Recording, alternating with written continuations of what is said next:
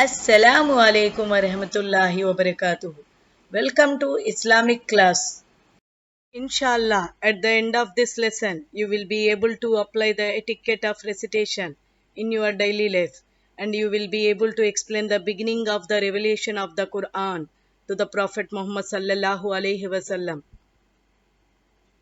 Holy Quran is the book of Allah, and it should be treated with great respect. Let us see some of the manners that one should follow while reciting the Holy Quran. Before touching the Quran, one must perform wudu. And now choose the clean and quiet place to recite the Quran. And make sure you are facing the Qibla.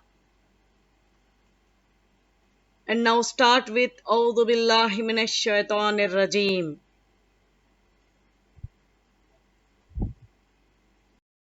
Allah says in Suratul Nahl, verse number 98. بسم الله الرحمن الرحيم فإذا قرأت القرآن فاستعذ بالله من الشيطان الرجيم. So when you recite the Holy Quran, seek refuge with Allah from Shaitan, the cursed. And then continue with Bismillahir Rahmanir Rahim.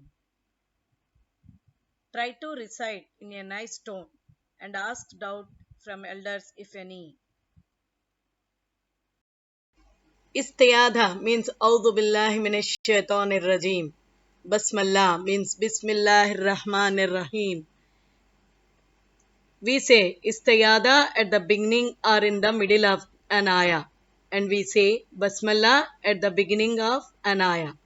Only one surah that does not start with Basmallah is Suratul Tawbah. And surah that has two Basmallah in it is Suratul Naml. Do you know, children, what are the incorrect actions that you should take care of while reciting the Quran? Avoid sitting in a room where all are sitting together and talking. Avoid stopping while recitation in between to talk. Avoid looking around while reciting. Avoid laughing and earning. Have you ever thought what are the benefits that we are going to get by reciting the Holy Quran? When you recite the Holy Quran, once you are sad, you will be at ease. You will feel comfortable. You will feel relaxed. The feeling of stress and sadness will disappear. And it is relief for our worries and sorrows. And it will bring us darkness from light. Our beloved Muhammad sallallahu alaihi wasallam used to go to a cave and think about Allah. He climbed a mountain called Jabal an-Nur to reach the cave. But one day in Ramadan, when he was 40 years old, Prophet Muhammad sallallahu alaihi wasallam climbed the mountain and entered the cave. Do you know what happened? This was a very special day. Allah picked this day to send an angel down to the cave to teach Prophet Muhammad sallallahu alaihi wasallam Allah's words, to teach him Al-Quran. Do you know the name of angel? It was Jibril alayhi salam, the leader of all angels. Muhammad sallallahu alaihi wasallam was sitting in the cave when Jibril alayhi salam came down and said Iqra, which means read. Then Muhammad sallallahu alaihi wasallam says, I do not know how to read. Jibril alayhi salam hugged him tightly and let him go. Then he said again, read. Muhammad sallallahu alaihi wasallam said, I do not know how to read. Jibril alayhi salam again hugged him tightly one more time and said, read. Prophet Muhammad sallallahu alaihi wasallam repeated, I do not know how to read. The Jibril alayhi salam said, اقرأ باسم ربك الذي خلق خلق الإنسان الإنسان من علق اقرأ وربك الأكرم الذي علم بالقلم علم الإنسان ما لم يعلم. Which means, read in the name of your Lord, who created the human from a clot. Read, your Lord is most generous, who taught by the pen, taught the human what he did not know. And just like that, Jibril alayhi salam disappeared. Muhammad sallallahu alayhi wasallam was so scared that because he still did not know who Jibril was. He did not know that Jibril alayhi salam was an angel from Allah sent to teach him Quran, Allah's words.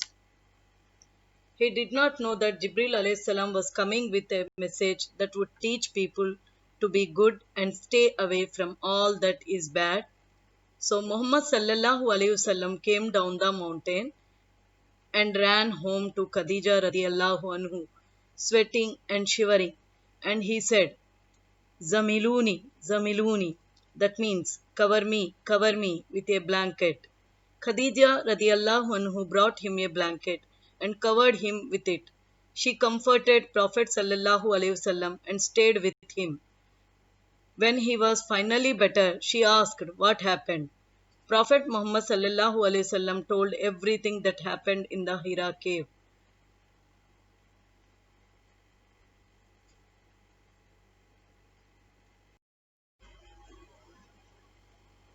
Khadija radiallahu anha comforted Prophet Muhammad sallallahu alaihi wasallam and said, Allah would never let something bad happen to you because you always say the truth and you are the kind to your family and takes care of your relatives. You help those who need help and you have the best manners.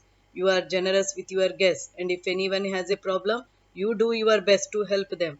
Don't ever be scared because you do all these good deeds and Allah will always protect those who do good deeds. Khadija radiallahu anhu then had an idea and she told to Prophet Muhammad sallallahu alaihi wasallam, let's go to my cousin and ask him about what happened.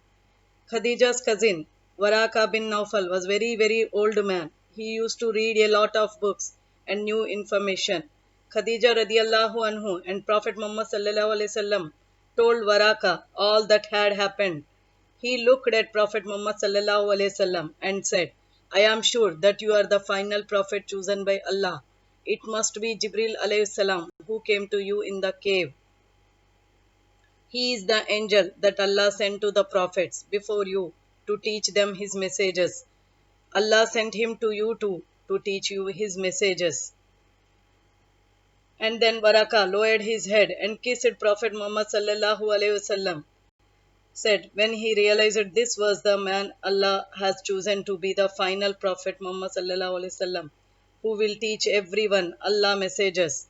Allahumma salli wa sallim ala sayyidina Muhammad. Thank you my dear kids. Stay home, stay safe.